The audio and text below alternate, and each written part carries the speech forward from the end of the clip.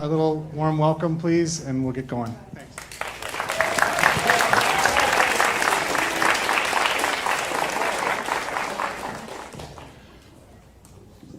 Hello. I'm excited to be here. I know a lot of you are thinking about college. Some of you are searching for a college. Others are in a college, and you're preparing for the fall. And that's all three of those are an exciting place to be.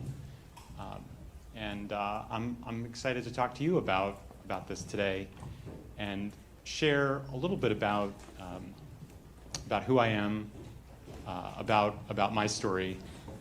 And before we dive into how to get the most out of college, which I can tell there's a lot of excitement about the book, which is fantastic, and I've got copies for anybody who asks a question. We've got about 10 left, plus our awesome panel here. Before we do that, I just wanted to share a little bit about myself. How many of you have seen a pink trash bag? No one. Okay. One person. So I grew up around a lot of pink trash bags because my grandfather started a trash collection company in 1954 in upstate New York, where I'm from. And he was a huge influence on me. He was always looking for a better way to do things, and it turned out pink trash bags were that way, because when you have a big family, you have a small business, you want to collect the money from your customers as quickly as possible, so you can pay the bills, so you can put food on the table. He came up with this idea that if you sell the trash bags to people in advance, then they're actually paying for the service before you have to pick it up. So that was one idea. And then the other was, if you make them pink, they're going to be unlike anybody else's trash bags. So when you look down the street, you can see which ones do I pick up. So it was a way to save money and save time. And he was like that. He was always thinking about a better way to do things.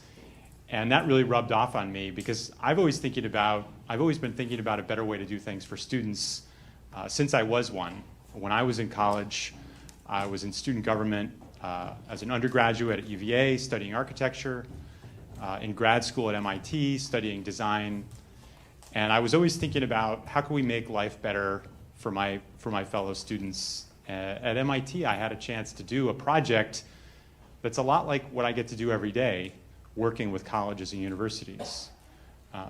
And what we did, it was a great time. It was a great time to be at MIT. I learned a lot. I had great friends. But it was kind of a transition, and there were some things to fix. So those of us on student government, we got together. We had town hall meetings. We did surveys. We compared ourselves to other schools. We figured out what the problems were. We came up with some ideas. We went to the dean, and she said, "This is great. Let's do all of them." And so we were able to increase the amount of money that students would make, actually double what students would make as teaching assistants. We were able to adjust the class schedule so it was easier to take classes. We were able to celebrate student projects with exhibitions. And that's a lot of what I get to do every day as a consultant. And I've been lucky enough to work with more than 100 colleges and universities, helping them help their students succeed. And over the past 20 years, helped about 1 million students. I'm an author, I'm a speaker, and as part of that work, I've had a chance to work with a lot of different colleges, the Harvards and the Yales that you know, the Young Harris and the Colorado College that you don't, and everywhere in between. Actually, 100 doesn't fit on this slide, so this is only 80. So if you're counting, it's about, I think it's 85. If you want to count, you're welcome to do that. But so I've worked with a lot of colleges, and I've learned how college works. And after doing that for 20 years, I really wanted to share what I'd learned about how college works so students can make it work for them. Because one of the things I saw is that colleges offer all this amazing opportunity, all these great services, all these great experiences, all these great classes, but students always, they're not always taking full advantage of it. Maybe you don't think it's for them, maybe they don't think it's for them, maybe they don't know about it. And so I really wanted to share that so that students could get the most out of college, because it's becoming more complicated, it's becoming more costly, and it's a big investment of your time and your money. So you really want a return for that. You want to make it worth it, and there's lots of ways to make it worth it. It's not just financial. And so with that, I want to share with you some of the big ideas about how to get the most out of college. And then we're going to go through 10 tips and then have a discussion with a great panel that I'm excited to hear from, and we can debate things. I'm sure you've got great questions. The first big idea is that it's not just where you go to college, but how you go to college. So a lot of people are focused on picking the right school, and that's important. And that's a big choice. It's a big decision.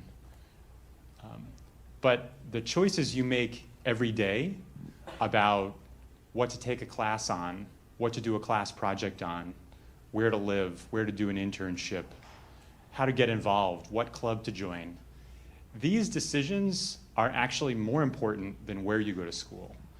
It's those everyday decisions that drive your success, and they're both important. Picking the right college is absolutely important, but picking what you're going to do when you're there is just as important, and they're related.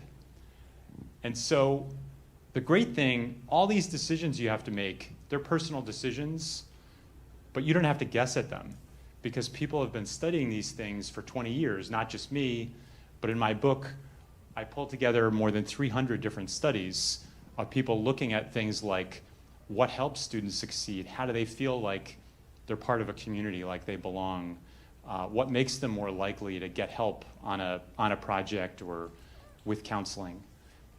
And so you can use these research studies to guide you to make better decisions. And these decisions, they're design decisions, because you can think of college as this thing that you have to get through. You can think of college as an obstacle course, as something you navigate. But when you realize that your experience is made up of all these different decisions, it's really empowering, because then you realize you have a lot of choices. Maybe you don't have all the choices, but you have a lot. There's a lot you can do in terms of what classes to take, where to live, what to do a project on, how to get involved, who you want to be with. These are all things you can decide, you can choose. So college is actually something you create, and you build it up out of all these different decisions that are your steps to success. And as you're doing that, that means you're the designer of your experience, and design is really about three things. It's about understanding people, right? What does someone need? If you're designing a new product or a service, you need to understand the customer, right? Who's this thing for? How am I trying to help them? Then you need to make connections, and you need to try something out. You need to try things out. No product goes right from someone's idea to the shelf, right? There's lots of testing, there's failure, there's feedback, there's making it better. And you can do the same thing. You can try lots of things out, you can reflect, you can learn, you can see what gets you excited, you can see what feels like more work than it should be. And so you can apply these principles of design, understanding people, making connections to think holistically, trying things out. You can apply those to create your best college experience to get the most out of it. And so I wanted to share 10 ideas to help you with that. The first 5 are really focused on those of you who are thinking about college, searching for a college, and the second 5 are really for those of you who are preparing for college in the fall or in the near future. The first one, which is hard to answer and has a complicated answer, is just why you're going to college in the first place, because that helps you figure out what you want to get out of it. And there's probably no easy answer to this, and there's no simple answer. For some people, it's they want to be part of a community. For other people, it's about discovering who you are, discovering your identity. For other students, it's about finding a career path, who you want to be, what you want to do. For others, you're excited to learn about a topic. You want to be an engineer, or you want to be a nurse, or you want to build a certain skills. You love analyzing data. You love communicating on social media.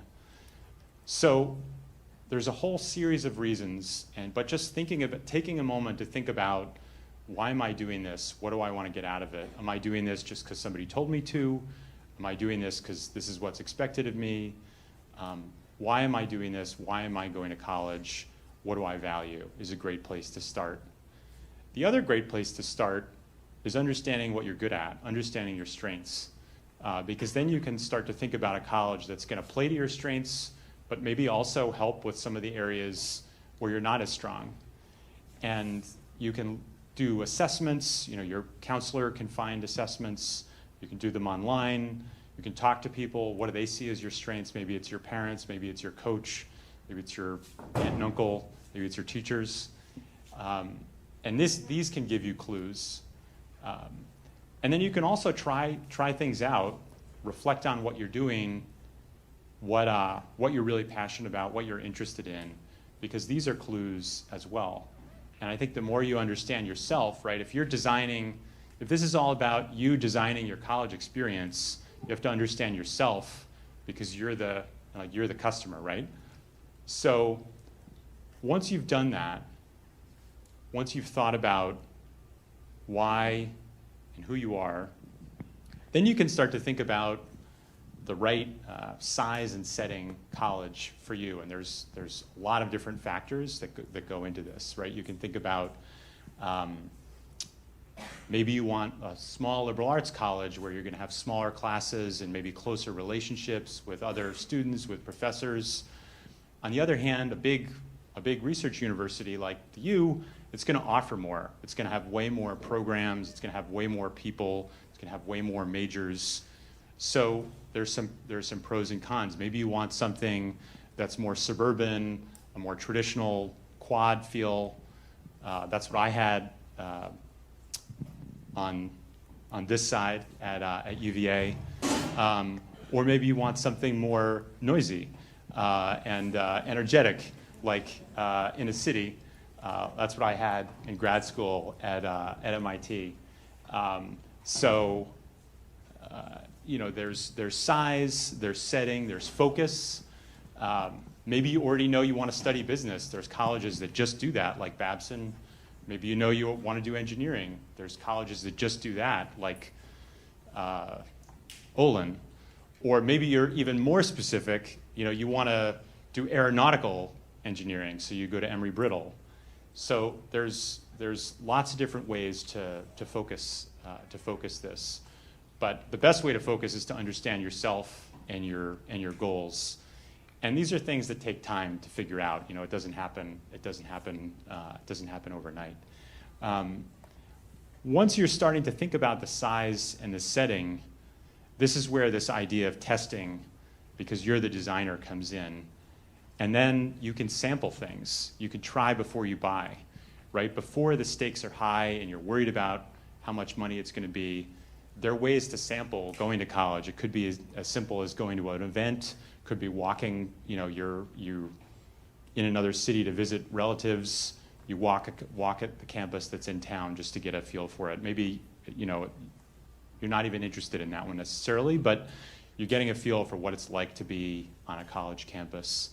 Of course, you can go to a tour and an info session, but when it's time to tour a campus, you want to go beyond the typical scripted tour and information session and talk to people, spend time at the dining hall, go to a class, visit overnight. Lots of colleges have summer programs too. Many of these have scholarships that are available. I went to one at Bennington College, and I learned a lot from that because one of the classes I took that summer was on architecture, and that helped me confirm, okay, this is what I want to do. 10 years later, I kind of pivoted from being an architect to being more of a designer and a consultant.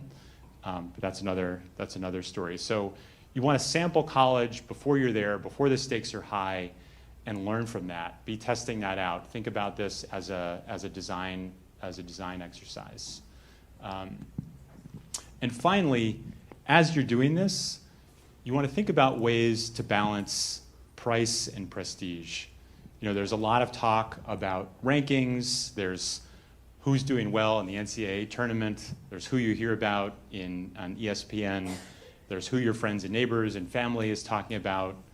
And reputation is definitely important, but it's not everything.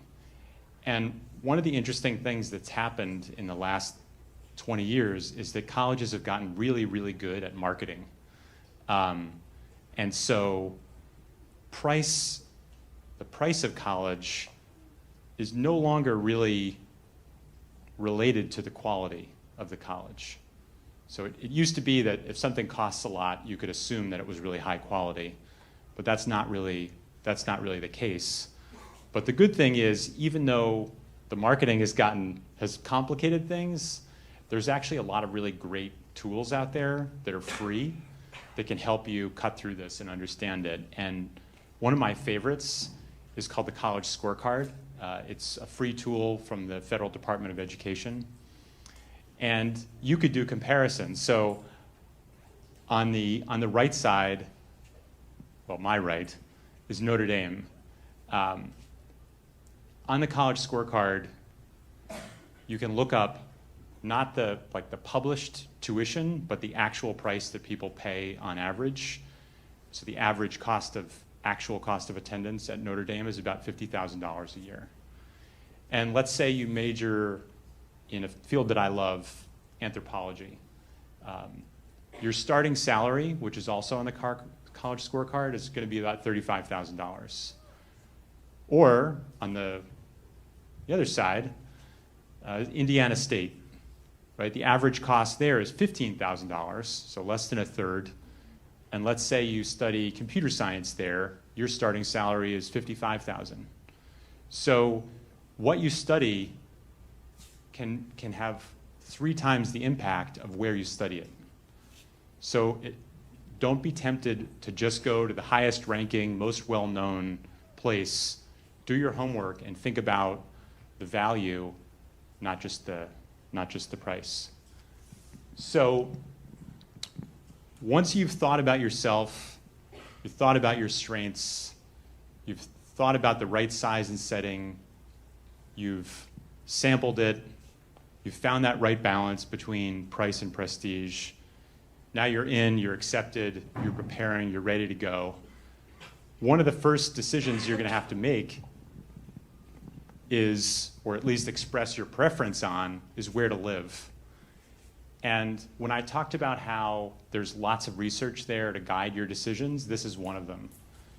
There's really interesting research about how your living situation impacts your success. So it turns out that dorms, residence halls, with the rooms arranged along a hallway, kind of in the more traditional style, those are actually much better for you. Students in those dorms interact 22% more.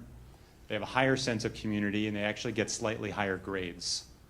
So if you have a choice between dorms that are organized like in suites around a common room, that may seem great, or in an apartment style, that may seem great too. It may feel like, hey, I'm an adult, I'm in an apartment. It's actually not so great because you're going to end up meeting fewer people, and the relationships you have in college are going to help, like finding your people, having that sense of belonging is going to be really critical. The other thing that's really interesting is that when your dorm is organized around an idea, maybe it's about the environment or entrepreneurship or an identity like international students or another identity. Those are often called living learning communities. There's professors that live in them as well, and there's programming, there's events. Students who live in those kinds of dorms, they take more risks, they do better academically, they have closer relationships with friends and their faculty. So there's a lot that goes into picking your dorm, where it is, what it looks like, these are important. but there's a lot of research around what can help you succeed. Secondly, getting involved. And I think those of you who are starting college in the fall, this summer you'll probably go to a bunch of graduation parties, and people give you advice like study hard. And I think that's good advice, but what probably not enough people are going to tell you is to get involved. Like, don't just stay in your dorm room, or don't just stay at home and commute to class and leave. Joining a couple of organizations, joining a sports team, getting a job, these things that are going to get you out and involved, they are really crucial, because that's what's going to give you that sense that you're part of something, that you're part of a community, that you belong.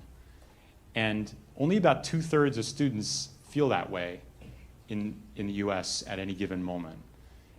And the students who feel that way are actually 40% more likely to make it from their first to their second year of college. About 20% of students actually don't make it from freshman to sophomore year. They drop out for a variety of reasons. So if you want to really improve your chances, find your people and get involved. Get involved to do that. Once you do that, the other thing you can really do to improve your chance of success is ask for help. And this may seem a little weird. You may be reluctant to ask. You may think like, that's not for me. But the great thing about colleges and universities is they offer a ton of different kinds of help, and that's what your tuition is paying for. So you should really take full advantage of it. So if you think about like going to the library can help you find the right book or the right article for your research paper, but I guarantee you, at any college or university you go to, they can also help you write that paper more effectively. They have a writing center. They probably have a communication center that can work with you on how to make a better presentation.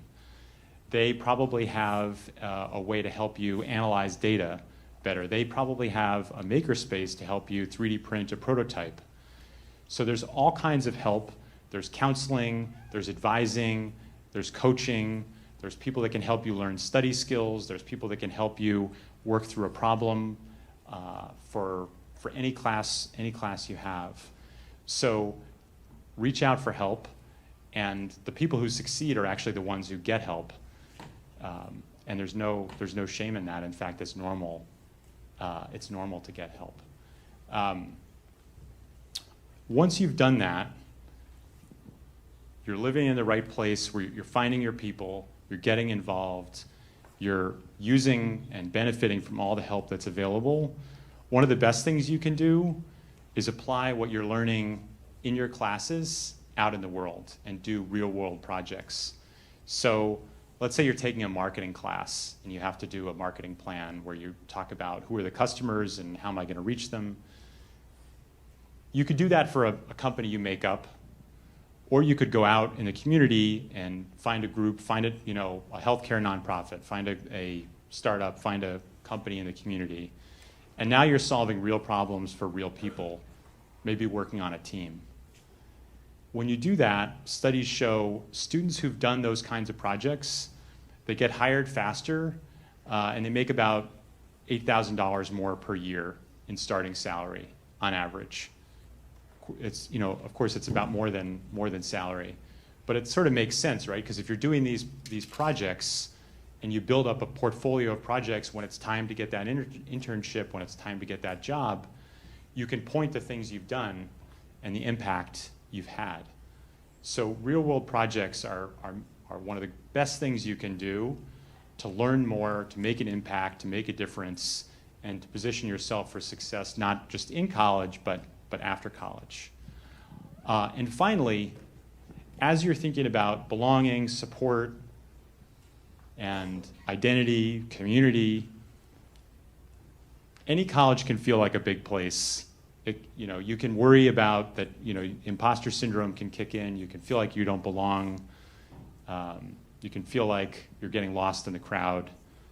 The great thing is, wherever you go, there are different centers, there are different spaces where you can find your people. And it may be about different aspects of your identity. Maybe it's about your religion. Maybe it's about your race and ethnicity. Maybe it's for students who are the first in their family to go to college. But colleges are full of these great centers where you can find your people, you can be in a safe space, people you have some common ground with. And those are the people that they're going to help you then take risks so that you can spend time with people who are different from you, because those are the people you're going to learn from too, and who are going to learn from you.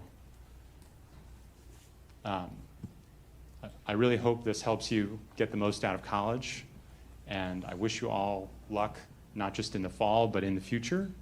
And I'm really excited for our discussion over the next half an hour. Thank you very much.